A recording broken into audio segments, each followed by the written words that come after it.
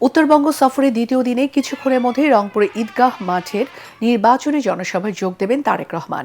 এর আগে জেলার পীরগঞ্জে জুলাই গণ অভ্যুত্থানে শহীদ আবু সাঈদের কবর জিয়ারত করেন তিনি। পরে আবু সাঈদের পরিবারের সদস্যদের সঙ্গে কিছুটা সময় কাটান।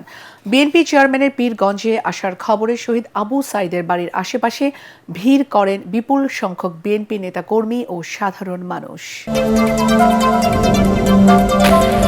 এর আগে সকালে ডাক্তার জুবাইদা রহমানের উদ্যোগে বগুড়ার একটি হোটেলে বিশেষ চাহিদা সম্পন্ন শিশু কিশোরদের মাঝে হুইল চেয়ার বিতরণ অনুষ্ঠানে অংশ নেন তারেক রহমান। তিনি বলেন, সকলের সম্মিলিত প্রচেষ্টায় এমন একটি বাংলাদেশ গড়ে তোলা হবে যেখানে সব শ্রেণী পেশার মানুষ আত্মমর্যাদা নিয়ে বসবাস করতে পারে।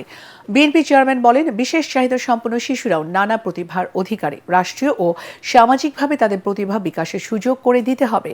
অনুষ্ঠানে ডাক্তার জুবাইদা রহমান সামর্থ্য অনুযায়ী সবাইকে সুবিধা বঞ্চিত শিশুদের পাশে দাঁড়াবার আহ্বান জানান। স্থানীয় একটি স্বেচ্ছাসেবী সংগঠনের উদ্যোগে আয়োজিত অনুষ্ঠানে শারীরিক প্রতিবন্ধী কিশোর তরুণের মাঝে হুইল চেয়ার বিতরণ করা হয়। আমরা যদি সামাজিক অবস্থান হোক, রাজনৈতিক অবস্থান হোক, রাষ্ট্রীয় অবস্থান হোক, সকল অবস্থান থেকে যদি আমরা এই মানুষগুলোর পাশে এসে দাঁড়াই, তাহলে আমি ব্যক্তিগতভাবে বিশ্বাস করি যে বাংলাদেশ অনেক প্রতিভা বের করতে পারবে, অনেক প্রতিভাবান মানুষকে বের করে নিয়ে আসতে পারবে, যাদের বিভিন্ন সেক্টরে প্রতিভা আছে। খুব বেশি কিছু করার নাই, অন্তত মিনিমাম একটা কিছু ব্যবস্থা করা, যাতে করে এই মানুষগুলো তাদের নিজেকে এক্সপ্রেস করতে পারে, যে যেভাবে এক্সপ্রেস করার কথা সেভাবে এক্সপ্রেস করতে পারে, সেই অপরচুনিটি, সেই সুযোগটা তাদেরকে তৈরি করে দেয়। কারণ তারাও মানুষ, তারা আমাদের বাইরে না, তারা আমাদের ভেতরে, তারা আমাদেরই অংশ।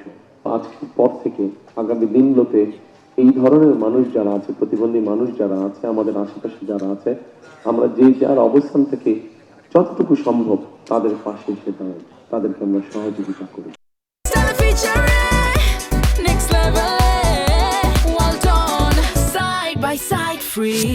ক্ষমতায় যাওয়ার আগে যাদের কাছে দেশ নিরাপদ নয়, ক্ষমতায় গেলে তারা দেশ আরও ঝুঁকিতে পড়বে বলে মন্তব্য করেছেন জামাতে ইসলামের আমির ডাক্তার শফিকুর রহমান। দুপুরে নোয়াখালী জেলা স্কুল মাঠে আয়োজিত নির্বাচনী জনসভায় তিনি একথা বলেন।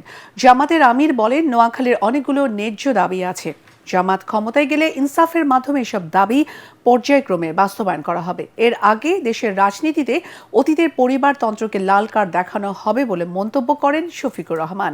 ফেনী পাইলট উচ্চ বিদ্যালয় মাঠে আয়োজিত নির্বাচনী জনসভায় তিনি নারীদের নিরাপত্তা, যুবকদের কর্মসংস্থান, রাজনৈতিক সহিংসতা ও অপপ্রচারের বিষয় নিয়ে কথা বলেন।